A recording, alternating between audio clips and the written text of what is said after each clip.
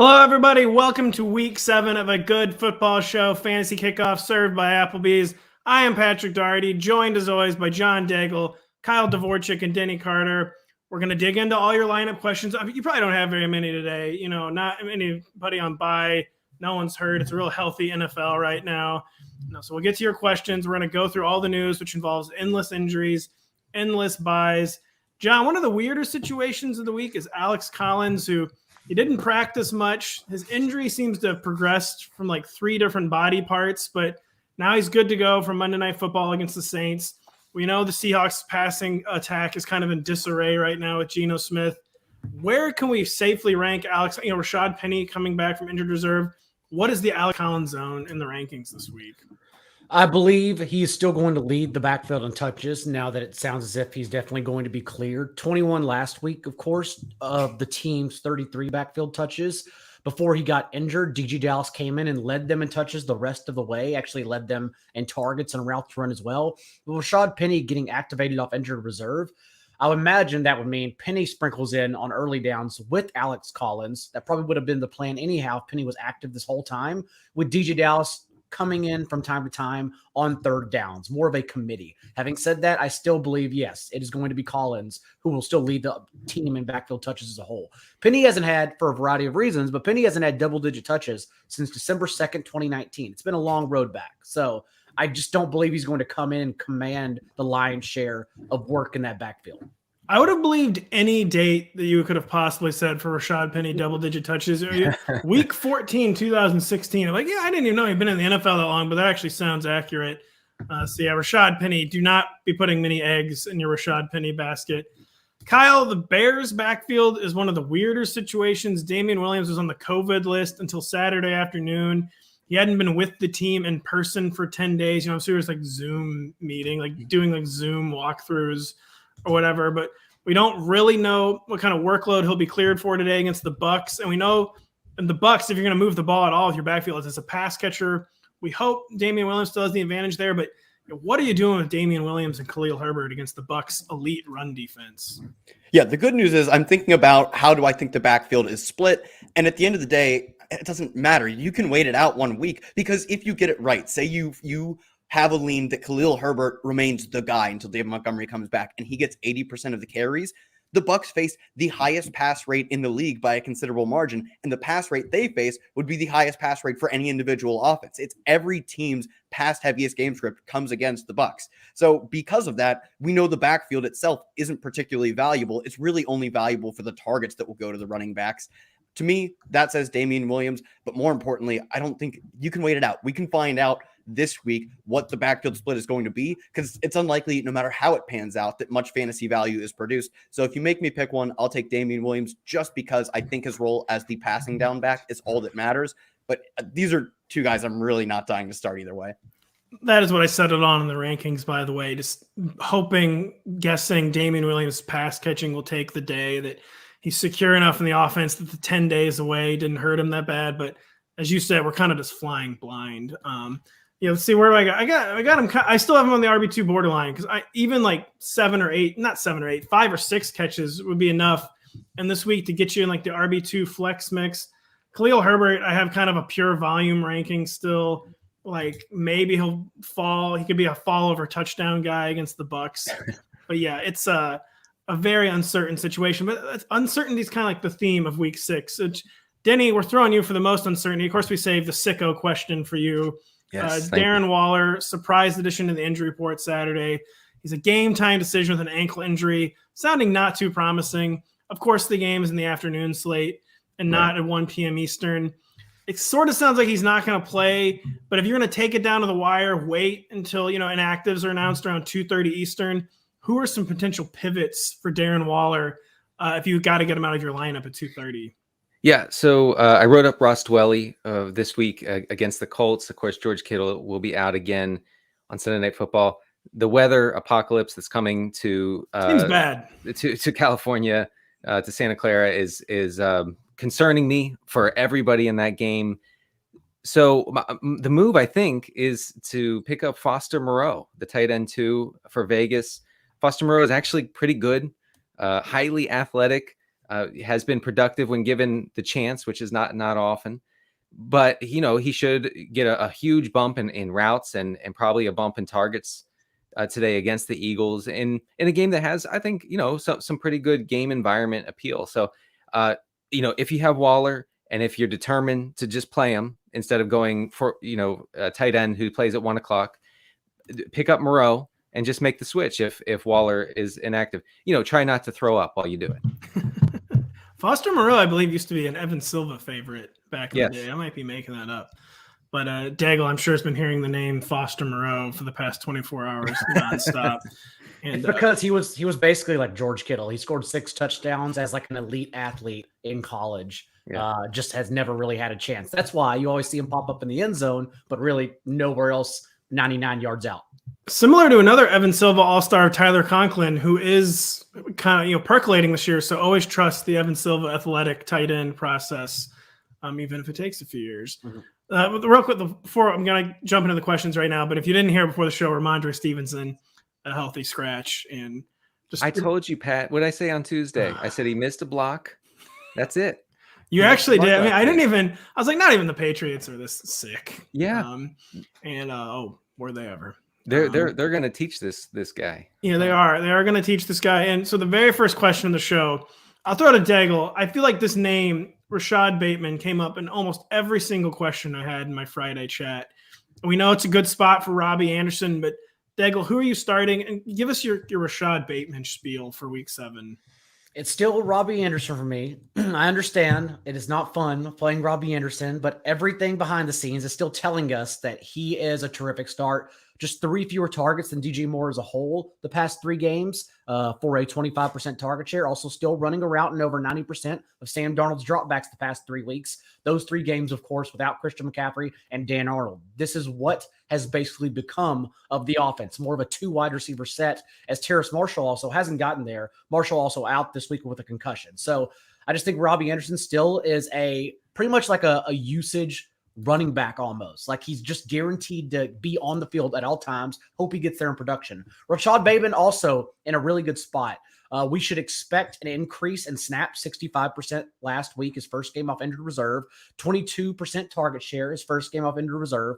And we should expect that all to be upped this week. And so he is also a good play. I just think that Robby Anderson, the usage is much greater for him in this situation.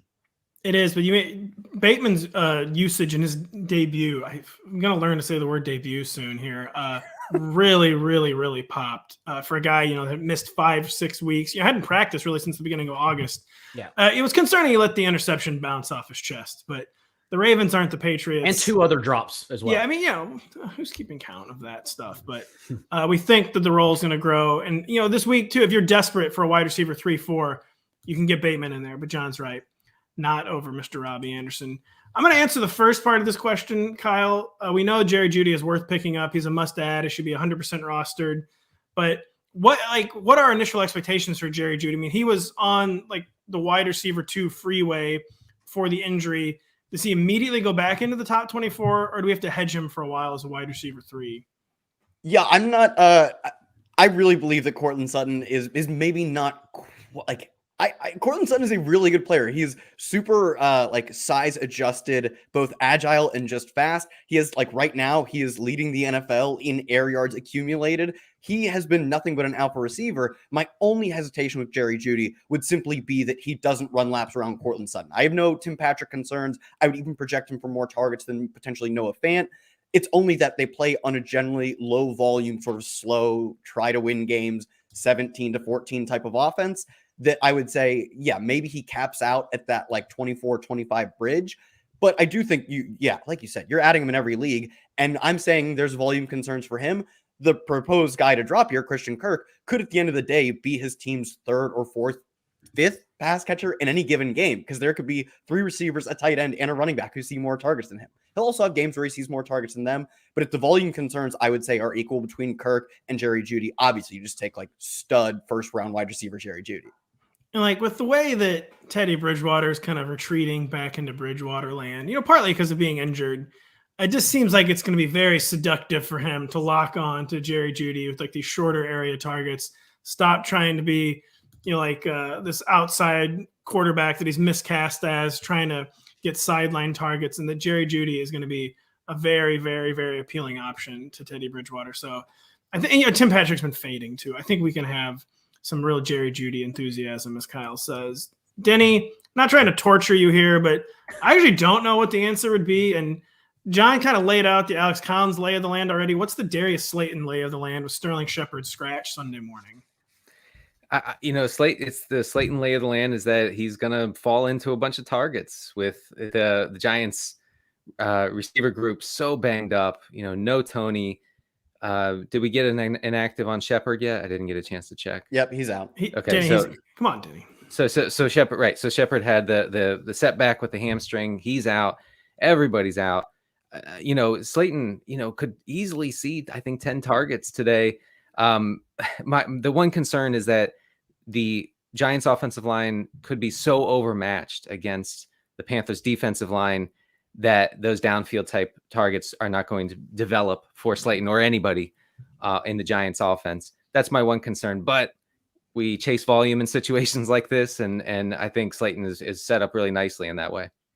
And Daigle, do we think maybe some short area targets could actually just develop for Darius Slayton? Maybe John Ross gets like the pure field stretcher role, and can they hopefully funnel some cheap targets to Darius Slayton instead of Dante Pettis? Or it was a long time ago, I know, but Darius Slayton, recall, and Daniel Jones's was it rookie year 2 years ago? Like, he actually had stronger rapport than Sterling Shepard as a downfield threat. I still think back to that Thursday night Patriots game. What a good showdown slate. 100 yards and a touchdown. So I don't know. Like, I don't even think they have to get him involved underneath. That probably will be Dante Pettis, but as more of a deep threat, I think that's what he adds, since he never really had a starting role now. And now not only is he starting out of necessity, but also like he is like the only alpha essentially that is available for them today.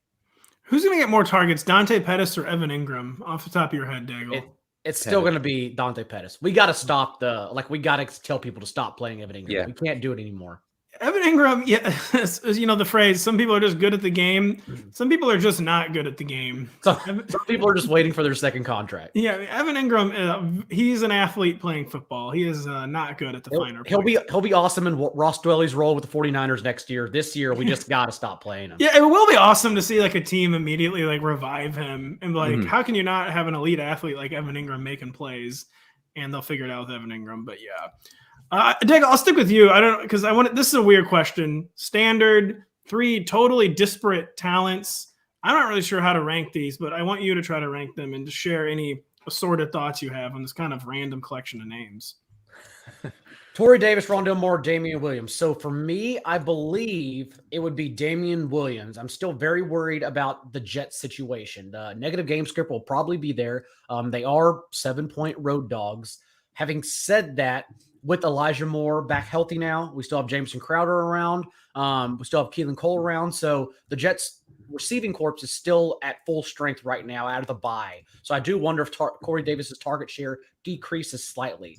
Damien Williams, we expect them to be a negative game script. I bet they do actually open the game trying to run against the Bucs, but we know it's only going to take 2 drives for them to be down 2 scores. So I actually think Damien Williams will be involved more over Khalil Herbert in the passing game. We should expect them to have to pass a lot. That's why I'm just going to take his floor in this situation. Remember, he did, even though he matched Khalil Herbert in touches 2 weeks ago when he was available, he still ran 3 more routes, still saw the team's only 2 backfield targets. So I'll just take that workload. And Rondale Moore, it's just tough because we thought everything was going in the right direction. And in my defense, like, it was. That's why I was so high on him, just to lose Max Williams and then also see Rondale Moore run more routes than Christian Kirk.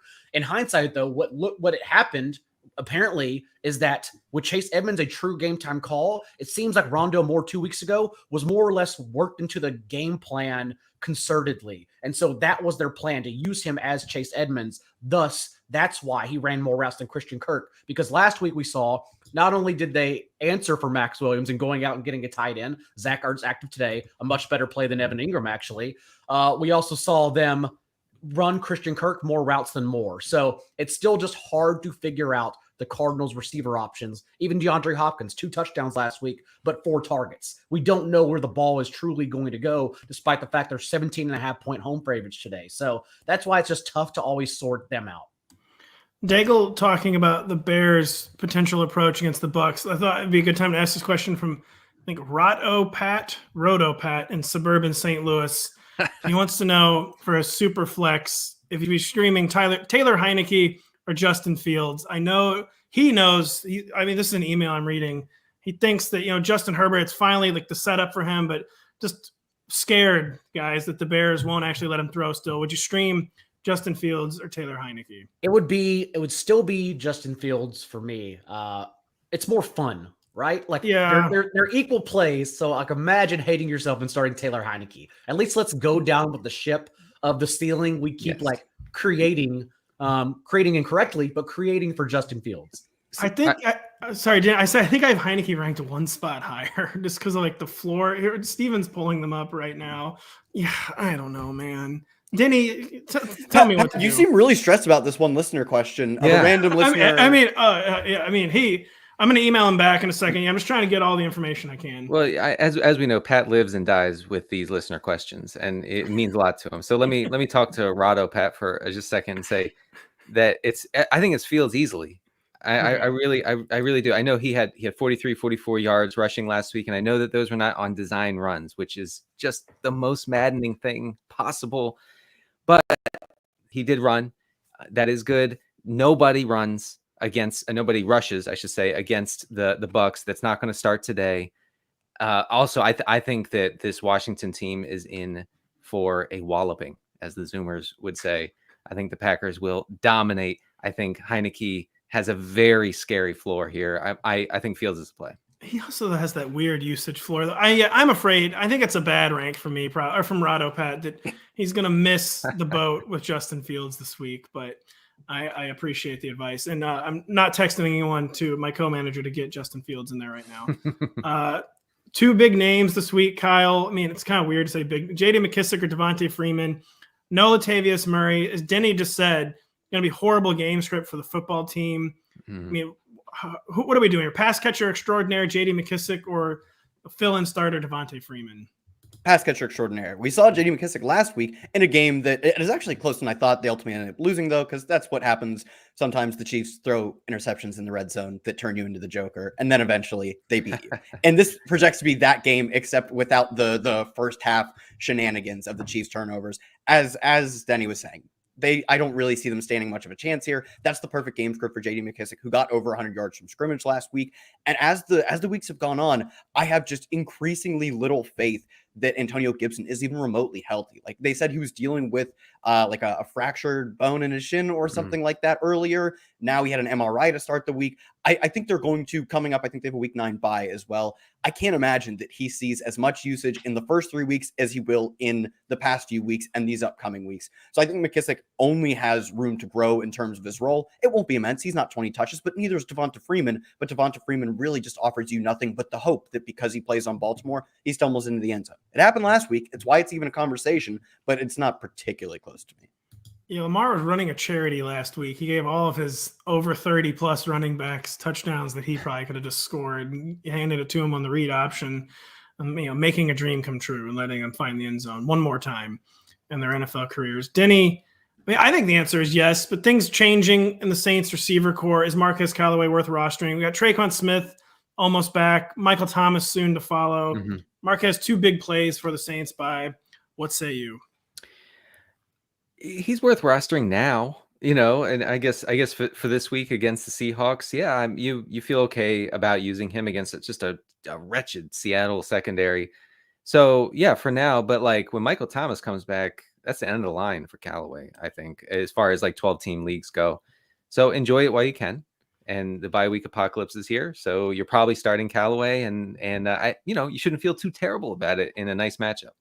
I might just take the quick contrarian view, and Daigle or Kyle, do you agree with me that maybe Michael Thomas coming back could be good for Marquez Callaway? I say as someone who has him rostered in essentially every season-long league I have, and just maybe Michael Thomas commanding attention over the middle of the field actually free up Marquez deep, or am I getting kind of galaxy brainy here?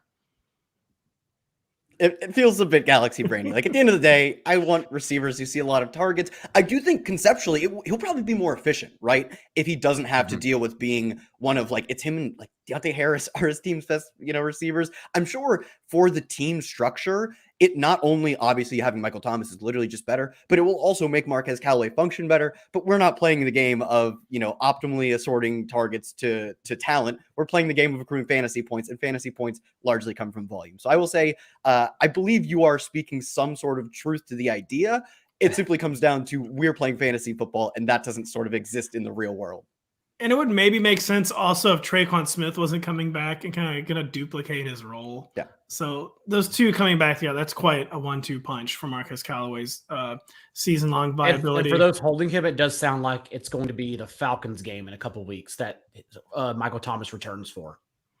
And so, yeah, the theme of the show so far has been sadness, desperation, Mageddon. Lawrence Jackson has some words of wisdom on just what to do this week, how to make it through week 7. Yes, we know you is struggling with these week 7 buys. So am I, and so is your opponents. So how we gonna get through this here? First off, don't be soft whining about all the players you got on a bye. I would've did this and I would've did that, but Ezekiel Elliott on a bye week. Don't nobody, especially your opponents, feel sorry for your fantasy roster this week. Matter of fact, they love it. In the words of Conor McGregor, I'd like to take this chance to apologize to absolutely nobody. I love that line, man. This is what you do. Now is the time to trust some of those players you picked up off waivers. Example, Ernest Johnson. Me personally, I didn't love the start, but guess what? He tore it up. If you picked up Ernest Johnson, you were supposed to start him. You picked him up because you needed him, and you was rewarded. Could have completely went the other way. That's what it be about. Sometimes you gotta put the play in, close your eyes, and hope for the best. Now I know this is cliche. Trust your gut. Big or small, but trust your gut. That's all it takes. Rashod, Bateman, Jameis Winston, Matt Ryan, Ramondre Stevens, start them all. I don't care what Lawrence says. My league mates do feel sorry for me. And they were telling me in the group text that they had never seen this many people on bye before, and that they actually felt empathy for my team. I have to say that Lawrence never fails at keeping it as real as possible. That's the one thing that we can say about these videos, and they're great videos. And you're right; he's right. No one feels sorry for you. Don't whine about it. We're all struggling through this. We are all struggling through this together, and thank you very much, Lawrence. Shelby's got a question. Damien Williams or Sony Michel? Daigle, I feel like I haven't heard your voice in a while. I think we know the answer, but what about Sony? What's the deal with Sony? Can we actually trust? It feels like one of those kind of trap game scripts. Oh, they're going to close out the game with Sony Michel. Is that real? Is that viable? Well, since Sony Michel was questionable throughout the week, didn't really get into practice until Friday. Maybe he's limited anyways. Sony Michel is the product of 6 teams on bye. Otherwise, we wouldn't really be discussing him. Only 2 touches to Darrell Henderson's 22 last week before they did take a massive fourth quarter lead. And that's when 38-3. And that's when they put Michel in just to get a few touches to close the game. So if you're desperate, yes, but I don't think Damien Williams' range is desperate. I think he's just fine as a low end RB2. So that's why you'd still play him. Let's work here on the Darius Slayton line, Kyle. Mecole Hardman or Darius Slayton in PPR? I'll take Darius Slayton. They're similar players. Obviously, one of them gets to play with Patrick Mahomes, but one of them is third, sometimes fourth, sometimes DeMarcus Robinson gets targets over him. And one of them is his team's wide receiver 1. And not only is Darius Slayton his team's wide receiver 1, we were just talking about Dante Pettis is his biggest competition for targets. John Ross is his biggest competition for targets. So there is a chasm between Darius Slayton, who, as Daigle said, he's not a nobody. He got pushed out of the mainstay rotation because they paid a lot of money for Kenny Golladay. Sterling Shepard is good at what he does, and Kadarius Toney so electric that he forced his way on, but he's not a legitimate backup. Like he did show good rapport with Daniel Jones when he actually got snaps. It's just he got pushed out of the rotation as a good but not good enough player. He is, I would say, within the same ballpark of talent as Hardman, and he is going to see, like we talked about, he could see 10, he should see double-digit targets in this game. Mecole Hardman could go out and see 2 targets and fumble one of them, and no one would be surprised. I think that's a pretty perfect summation of the situation. Denny, we got a question from Twitch. Pick one in PPR. Julio Jones, can we trust the hamstring? Rashod Bateman, Mecole, or your favorite player, Ricky Seals-Jones? My favorite, obviously, my longtime favorite player in the NFL. I can't trust the Julio thing. I can't. I'm sorry. It's just way too iffy right now. Kyle just laid the laid the hammer down on Hardman, so I don't need to go into that. I guess Bateman. I mean, Bateman ran a route on more than 2/3 of Lamar's dropbacks last week. Watkins is out again. I think this game has some sneaky, I don't want to say shootout appeal, but I don't think it'll be a slog. Let's put it that way. So some back and forth between the Bengals and Ravens. So yeah, I think it's Bateman. Daigle, Julio Jones. What do we do with Julio? I mean, I'm surprised he's even playing after leaving the game on Monday night. Yeah. Even with 6 teams on bye, can we trust Julio as a wide receiver too? Does Julio have any like DFS contrarian juice? Just what in the world do we do with Julio today? I don't know if trust is the word, but you can certainly play him and hope he's active throughout. Seems to be at full strength. That was the reports earlier this morning. I understand it's not been great. They are getting truly the full Julio experience right now. The Titans are, because they're seeing it all. But yeah, I would still start him as a middle of the road, low end wide receiver 2, wide receiver 3. I'm forced to start him in a couple leagues, and if it doesn't happen today, then that's when we start panicking. But today would be at least a very good matchup. Daigle, are you ready off the top of your head for a DFS manifesto or spiel today? Like, what are the keys to Week 7 DFS? Or do you need some time to collect your thoughts on that? No, it's just so tough. I don't feel confident at all about my lineups today, just because I'm usually a correlation guy and I can see all the run backs and the puzzle pieces all fit together. But this is a week where the puzzle pieces don't need to fit together. That's the issue. You don't need run backs. Like the Bucks, for instance, are 2 score favorites, as 3 other teams are, all with 30+ point team totals. And you can make sense in like double stacking Brady without any Bears. Not only because it's the Bears, maybe they just don't put points on the board, but also Justin Fields historically struggled against the blitz, as well as the Bucks have a league high pass play rate with the lead this year. And so there are so many teams and offensive players in good situations, so much so that like even James Conner is a terrific option because he can cruise in the second half. He has double-digit touches in 5 to 6 games. Darrell Henderson would help build a lead before Sony Michel even touches the field. Stafford and the Rams offense, the team total just continues to rise to 32, 33 points, the highest on the entire board. And if we're just going for all these good situations, why do you need to waste time with a cheap run back just to make the stack make sense? So it doesn't make sense. Lineups don't make sense when you look at them because it's like you're just trying to get the touchdowns. It's almost like chasing a showdown slate. And so that's where I'm having issues, even in double stacking players without quarterbacks, because I think it makes the most sense because we're just trying to get all the touchdown equity. So if you look at your lineup today, I understand it won't make sense, but also like you just got to get it all right. You have to get it all right today, I would imagine, because there's going to be a lot of high scoring teams. It's going to be a legendary DFS week. Let's just come out and say it now. Stuff's going to happen. Tears will be shed. Maybe bottles will be popped. I don't know. Kyle, Nick on YouTube, pick 2, Brandin Cooks, Deebo Samuel in the Hurricane, Mike Evans, Chris. I mean, I don't know. How do you choose between these guys? Oh, yeah. If Deebo wasn't in the Hurricane, we'd lock him in. Honestly, so the total in this game I've been following is still above 40. Like, it's not one of these, Buffalo plays Philly and there is 8 feet of snow and no one can see anything. The total still says it's going to be an NFL game. It will be a lower scoring game, but it is not going to be, I was going to say like, Army versus Air Force or whatever. Apparently they had a massive barn burner type of game over the weekend. I don't follow college football, but it must have been fun. I don't think it's going to be like that traditional academy type of game because the total is not plummeting. It's low. It started low, but it's not awful. And Deebo is the type of player who does not need conditions to be perfect because you just get him the ball 2 yards downfield and let him do work. So I'm going to stick with Deebo here, and then I'll go Mike Evans over Chris Godwin. I think you could argue either way, but Mike Evans does, I believe, lead the team in both targets and air yards. They're all close though. And I think anyone but Brandin Cooks here is a perfectly fine answer. I'll take Deebo and Mike Evans. I think you could argue Chris Godwin over either of those as well. What is like the latest? What is like the final word on the weather in San Francisco or Santa Clara tonight? I mean, heavy rain. Like, how high are the winds? What are we talking here, Daigle? 20 miles an hour. It's only gotten worse overnight. I can attest because Chris Allen came to visit Silva and I in Chicago, and so we were talking about football and the weather last night over drinks. And it just seems to be getting worse and worse and worse. So, Daigle, do you think it is actually going to get like degenerate? Like it's going to be a game where both teams pass 8 times and run 30? I think it's going to be a muddy slog, sideways rain, and it's just going to be heavy running on both sides. Okay. I will switch my answer to just stack the Bucks then.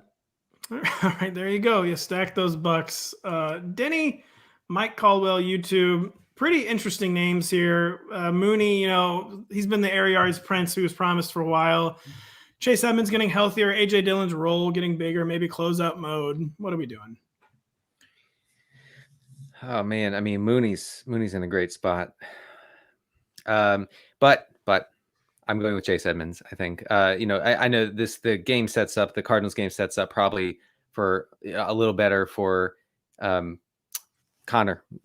Conner. But I think that Edmonds can get plenty of production in before things get out of hand against Houston. Terrible run defense in Houston. So I would go with Edmonds unless you're like, if you need a home run. The home run play is Mooney. Home run play is Mooney. But your analysis makes sense. Kyle, we got a Kyle-specific question from Hero Non-Zero. Help us with the Robby Anderson line here and Tyler Johnson. I mean, I think maybe if this is like a DFS tournament lineup, maybe we get involved there. But what do you think, Kyle? Yeah, Robby Anderson more involved in his offense than Mecole Hardman by a considerable amount. And no Terrace Marshall, I think, only continues to help the fact that it's DJ Moore and the rest of the team, but it's also a 1-2 of DJ Moore and Robby Anderson. So I would take that. Yeah, Tyler Johnson, he's like $3K. He's the min price on DraftKings. You can get him there, but that's where you want your exposure to him, not your season-long league. When you have I wouldn't take him even close to even Hardman, who I bagged on this show. To me, I'd rank them pretty clearly, Robby, Hardman, and then Johnson, yeah, a DFS flyer, not really a mainstay of your season-long lineups. Yeah, I don't think I'd even be rostering Tyler Johnson in season long right now. Even though, I mean, we know what Hero Non-Zero is thinking, but yeah, it seems like DFS only. Daigle, Tannehill, Burrow, is this the Tannehill eruption spot finally against the Chiefs, or is that just never coming this year? God, it's very close. I think I would prefer Tannehill. We've seen both team totals on both sides increase throughout the week. It is the highest total on the board significantly. And it just seems like a very good spot for Tannehill finally.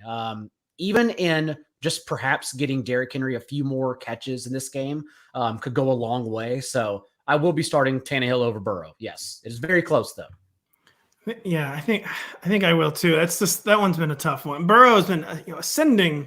Just don't know really quite, I feel like, the true state of the Ravens' pass defense. And it certainly seems like they're clamping down. And then we had the infamous Carson Wentz hiccup. But I think you lay it out well there. Denny, we got to throw this one to you. Darren Waller and RSJ. Mm-hmm. Should he wait on Waller? No, I mean, you just play RSJ and call it a day, right? Yeah, I mean, RSJ is a really good play. The Washington is going to have no chance at establishing, even though, as always, they will try. And that means a bunch of passes from Heineke, and Heineke gives his guys chances downfield. We saw it last week with RSJ catching a 39-yard touchdown, the only positive play really for Washington in the whole game against Kansas City. I think it's just RSJ. I mean, Waller sounds like it's the kind of thing where if he plays, he's not going to be nearly 100%. So it seems unnecessary, an unnecessary roll of the dice. Don't roll the dice, play RSJ. Well, I've moved on to texting with Rado Pat and he said he's getting some massive pushback from his brother-in-law who really wants to start Taylor Heineke over Justin Fields. And oh, man. It's a weird league. There's like yardage benchmarks. Rushing doesn't matter nearly as much for quarterbacks, but we're getting pushback. Okay. Well, you didn't say that. I mean, I'm sorry. Rado Pat didn't say that. Daigle, JD McKissic or Jacoby Myers in PPR. I mean, we haven't talked about Jacoby Myers yet. We don't really ever talk about Jacoby Myers because he's the ultimate like empty calorie PPR points. But what do we do here? Well, they're not empty calories. He still leads the team in targets. He's getting catches. That's what we want from PPR leagues. And so I will actually take that in this situation. We've also seen the past couple of games, last week in particular was heavy, that the team is now running more pass play rate, higher pass play rate, and neutral game script, showing that they do have confidence in Mac Jones completely. And so we know that their workhorse running back, Damian Harris, also is not a pass catching option. And thus, if targets go elsewhere, they would be to Jacoby Myers. It's a very condensed target tree there. So, yeah, I have confidence in Myers over J.D. McKissic, although you want to hold McKissic still because we're still seeing what happens with Gibson long-term, but also just the fact that They have shown that they will ride McKissic whenever Gibson is out. You go back to last year, 65%, 88% of the team's offensive snaps in 2 games without Gibson. This past week, Jarrett Patterson only played 2 snaps, even though they didn't have Gibson for long stretches. So overall, yes, we are waiting on McKissic, but still, I would take Myers in this situation. Kyle, we got Raiden here. Got a big wide receiver jumble. I think I see the 2 obvious names, but I'm not going to say them. What are the obvious names here, Kyle? I would assume your obvious names. Now I feel pressure to guess the correct obvious names. There are a few I can rule out. I would go Rashod Bateman, Robby Anderson. I mean, they're both just their team's wide receiver 2, whereas I know I love Rondale Moore. I promise I love Rondale Moore. But he's his team's wide receiver 4. They still play Christian Kirk over him in snaps and AJ Green as well. And now the acquisition of Zach Ertz, I think, is even more concerning. Just the idea that they have a different player who can operate in the same part of the field. So I talked about Robby Anderson already, and I think it was Daigle talked about Bateman. But yeah, Bateman's usage was still good, and it was just his debut. Like, there is still a ceiling for his role to grow, and he plays for like one of the most efficient passing attacks in the entire NFL. So I'll take those 2 guys. I think the only one you could really argue for would be Amon-Ra St. Brown, because I guess he's his team's wide receiver 1. They basically run the same amount of routes, him and like Khalif Raymond in a given week. But I guess you could maybe throw him in there. I'm just not going to tie myself to Jared Goff when at all possible. You said the 2 names I thought. Okay. Zach Ertz, by the way, is he a tight end 1 in Arizona? I mean, do we have to think of this time? I mean, Max Williams had surprisingly heavy usage. They probably think Zach Ertz is better. What are we thinking of? Like, what's like the initial rankings over under for Zach Ertz in Arizona? 11 and a half, maybe. Like, I would say right on the borderline. Let's assume it's a PPR league. He just offers you so little. After once the ball hits his hands, he's usually good to reel it in, and at that point, he slowly tips over as defenders take him to the ground. But we've seen, I'm not coming out here saying Christian Kirk is amazing, but Christian Kirk can randomly have a 2-touchdown game because he plays for Kyler Murray, who's on pace for an MVP level season. Zach Ertz is just that with a low ADOT. So 11 and a half is where I'd put it. It slowly tips over. That's quite a vivid Zach Ertz image, and he does do that. Anyway, I'm moving on to Denny. The 2 big names this week, Denny: Darrel Williams, Damien Harris. Does the Ramondre Stevenson healthy scratch boost Damien at all, or does not really affect his probably what was already a low end RB1 rank? I mean, I think it doesn't hurt. I think it probably helps. Yeah. I think Damien Harris is the option here. I'm not hesitating. There's no hesitation here. Darrel Williams is fine. He got by with 2 short touchdowns last week against Washington as the, something of an every down back, but he wasn't wildly efficient or anything, and we didn't expect him to be. Harris should get, all the goal line touches here. So yeah, Harris for sure. Any pushback there from anyone? I have Darrel ranked higher. Daigle, you look like you have thoughts. Are you DFS? Are we playing Darrel? Are we playing Damien? Is there just like the fear? Should like the fear of the bottom falling out for Damien be like tiebreaker just in the weird Bill Belichick ways, or no? Well, they're both low end RB1s this week. Darrel Williams just tied to the better high scoring offense. I think I would lead Darrel, but Damien also, I mean, he's just an awesome play. Even last week, a lot of people were trying to force Stevenson into the lineup, even though Harris did have 18 touches and was their goal line back before he got injured. And Stevenson came on the field to score that touchdown only because Harris was injured. So even last week, Stevenson really didn't have like a significant role at all. It will be Damien Harris in the same game script we saw in week 2, which is going to be 20 to 25 carries and no catches. And so for that reason, yeah, I'll still take the higher point total with the running back that will actually see targets in Darrel. I'm still shocked they did this to Ramondre, by the way. Like the role, was a little overhyped, but I mean, he looked like a wide receiver on like that 22-yard catch he had. Like, you are shocked that they did this to Ramondre after having already done it to Ramondre after what was it, week 1, right? There he fumbles and if any team were to do something like you said, he looks like David Johnson. I think is like the best comp for him. The good David Johnson and the way he physically is built and his pass catching prowess. And it just doesn't matter. JJ Taylor's just going to go out there and play special teams instead. I just thought Denny's vision was too dark, and it was not. It wasn't dark enough. He was absolutely correct about Ramondre being back to the bench season. No, the Patriots hate Stevenson. They just hate him, and they prove it again and again. I'll stick with you, Denny. PPR, Devonta Smith, Darnell Mooney. We haven't heard Devonta Smith's name yet this week. I'm feeling a lot of DeAndre, like industry-wide Devonta Smith positivity this week. Is it misplaced? Well, we talked about Devonta Smith and reasons not to panic about him and his usage on Tuesday's show. Still has a really solid air yard share, obviously leading in target share for Philadelphia. I do think the Eagles could potentially get a little more run heavy today against a run funnel Vegas defense. Whether their defense can prevent things from kind of going haywire and then losing that run heavy thread is another question. In any case, I'm going with Devonta Smith here. I think as his team's like unquestioned number one receiver in the matchup is not intimidating by any means. I think he's the play. So the line here, are we playing Devonta Smith over Julio Jones for sure, Denny? I am. I think so. I think that's something you just have to do.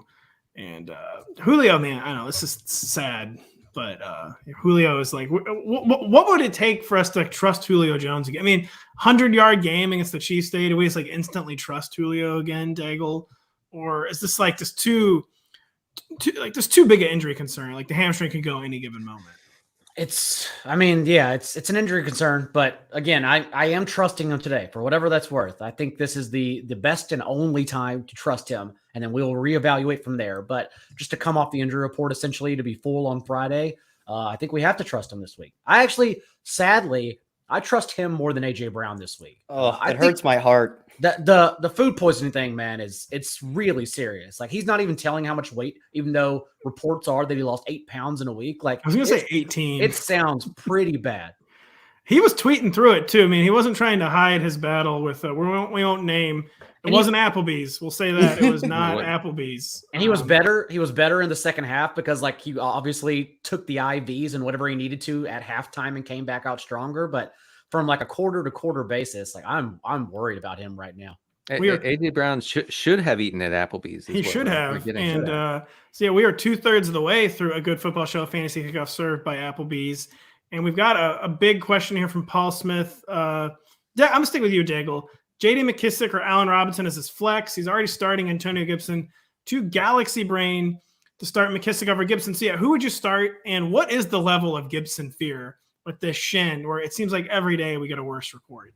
Gibson is very worrisome. Last week, they, of course, before the game, OC Scott Turner said they are not worried. Like they are not worried that Gibson will be limited in that game. And he was limited. And so just for him to stick to his normal routine and miss Wednesday and then be limited to close the week and then just say, okay, like he's good to go. I don't know. Like I'm still very much concerned. So I still think McKissic will get double-digit touches in this game, whether or not Gibson lasts the entire time anyhow. Also, given their injuries across their secondary, sneakily, like they are blown out in the secondary, starting some practice squad guys. I think it's going to be negative game script as well. So I think McKissic is actually going to find his way on the field no matter what. And I actually would start him over Allen Robinson, who, again, like this also is in their scenario where it better go right for Robinson today. Otherwise, we were already worried, but then we are very much concerned. So much so, like he'll probably be close to the drop list afterwards if he doesn't do anything today. Oh, no. Yeah, it's not even at that point. You wouldn't be concerned. You're just resigned to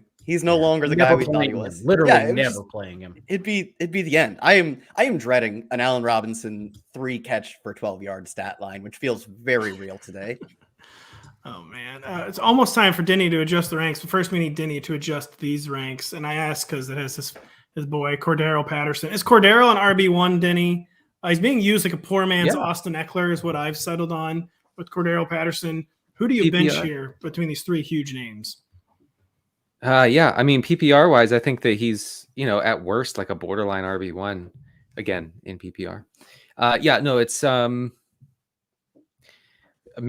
Mixon for sure. I'm not going away from Mixon here after his usage last week.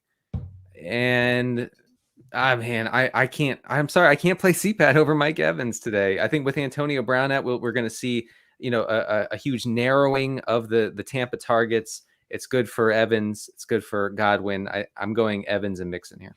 I understand, like on DraftKings, if you need to jam in 3K Tyler Johnson or double stack him, but like Chris Godwin just seems like the free square today.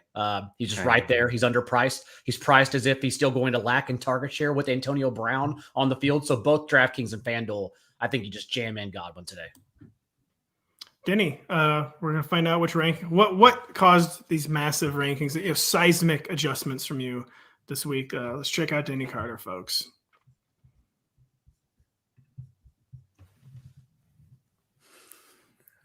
I promise it's coming. He's coming. The ranks will be adjusted, folks. We're adjusting. I'm giving you time to adjust your expectations. Getting you time to mentally prepare for what you're about to witness. Yep. Okay. Denny, do the video. Like, he didn't do the video this week. Recreate the video right now. Just all right. He didn't do the video. We're starting with Ben Roethlisberger, who has never lost.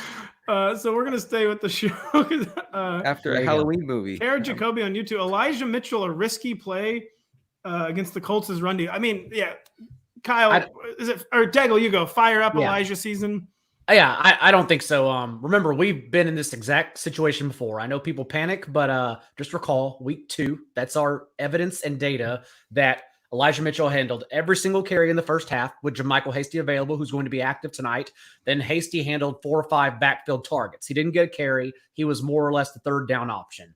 And then only then when both got injured in the second half, because Hasty got injured first, rolling his ankle, getting sent to IR, Mitchell became the third down option as well. Just got every single touch, banged up his shoulder. Both are off. Then Trey Sermon came in.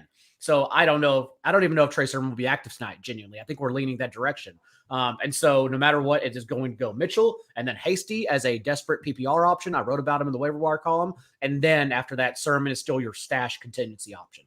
Tell you what, it's just a really good thing they traded up for Trey Sermon. Kyle Shanahan has a long history of successful trade-ups for players.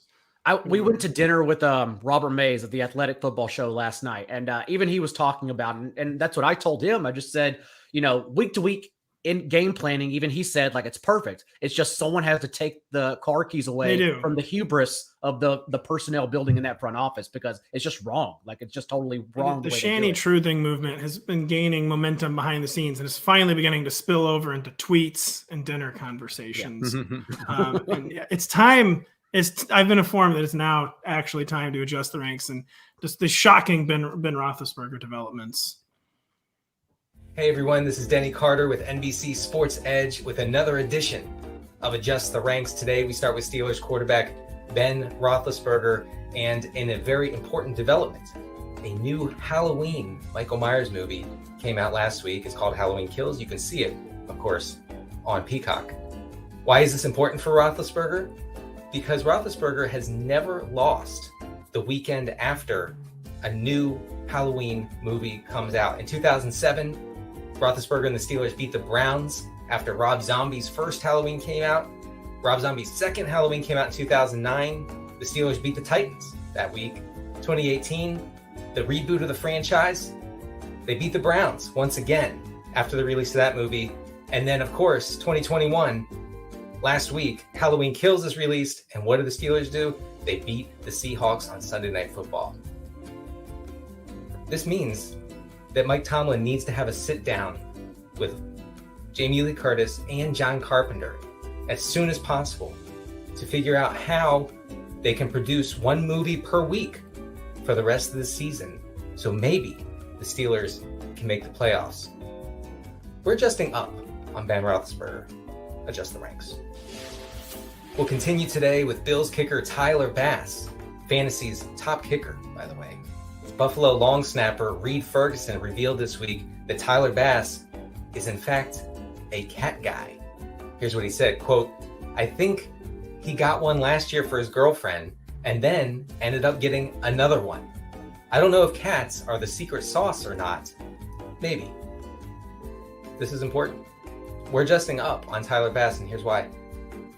If Tyler Bass ever struggles, which is not likely considering his consistency through 2 seasons, he'll be used to teammates giving him the cold shoulder. It won't bother him at all because he's a cat guy.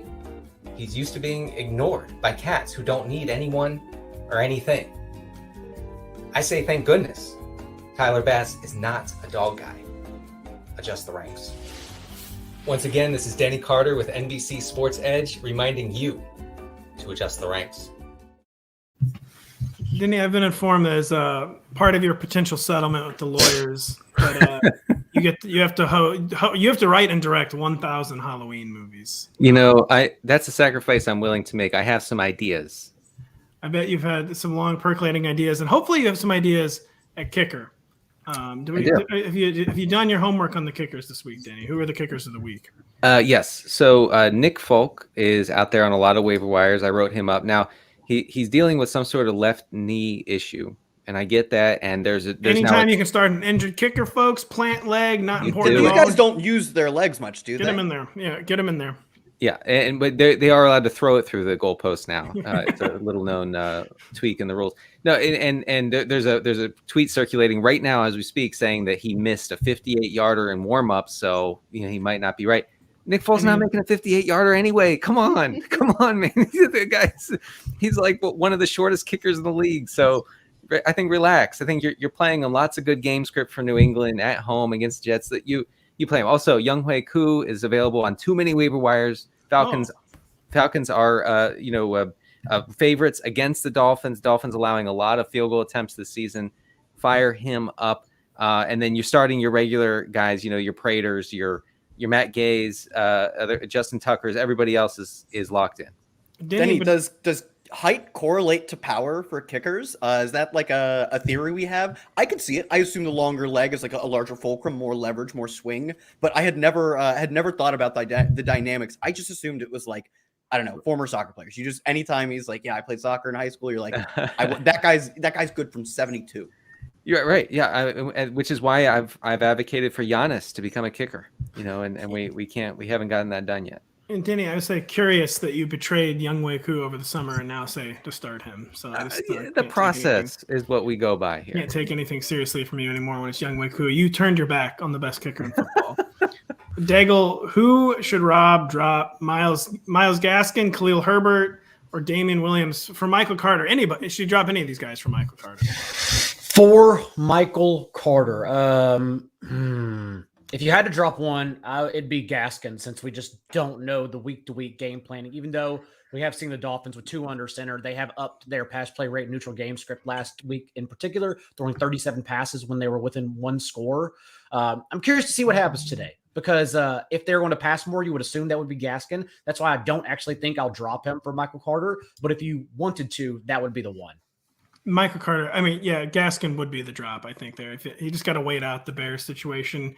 Kyle, DeAndre Swift, or Chuba Hubbard, count on like this insane garbage time game script for the Lions, or count on Chuba in a game where the Panthers are probably going to be dictating pace and tempo? Yeah, normally for most running backs, I would say, well, if they're going to get, obliterated by a better team, that would be a very bad thing. But the way DeAndre Swift is used is perfect for a running back. He's not the traditional running back, whereas Hubbard probably is more likely to be that. Sure, he does probably still lead the backfield in routes run, but he's not going to be these, high leverage routes where he is the first read or something like that. Whereas Swift is functionally one of the 2 centerpieces, if not the entirety of the offense, the way TJ Hawkinson's been scaled back. So although, yes, his team is not very good, the Lions, I will say it's a perfectly fine game script for him because he's the unique back who maybe even is better when his team's from behind, because you're just going to give Jamal Williams empty carry touches and then you let DeAndre Swift handle the good stuff. So I'll take Swift here, although it's close. We got 2 questions and then we're out of here, unfortunately, folks. Denny, Justin H on YouTube, Julio, Bateman, or Allen Robinson all have weird, different question marks with them. Who do you play? Well, I'm going to stay consistent because that's what I do, and I'm going to go with Bateman. Daigle, we haven't heard the name T. Higgins today at all, which is kind of surprising because we got a potential change in the guard type situation, the Bengals receiver core. T. Higgins or Rashod Bateman? It'd still be T. Higgins for me. I understand Bateman's floor is quite high. Higgins, only 4% of his targets have come downfield this year because they're all going to Jamar Chase. 14 of the team's 19 targets, 20-plus yards downfield, have all gone to Jamar Chase. That's where his rapport is the strongest with Joe Burrow. That's just where they seem to go. So overall, yes, T. Higgins, I understand, doesn't have the ceiling as last year, but the fact he's still like neck and neck with Chase and target share, I'm still going to play him. It'll be pretty interesting. We just left T. Higgins for dead like way too early. We're in today is sneaky Bengals upset spot, by the way. Bengals upset spot. I just lowered my confidence points on Ravens in my pool, so that's good to hear. And that does it for our show today. Thank you so much for joining us. Sorry if we didn't get to your questions. So many amazing questions. We appreciate your involvement every week. We truly could not do it without you. We'll be back next week and every week at noon Eastern on a good football show, Fantasy Kickoff, served by Applebee's. Thanks for joining us today. For John, for Kyle, for Denny, we hope you survive week 7. We hope you survive the Bye-Mageddon and the injuries. We'll see you later.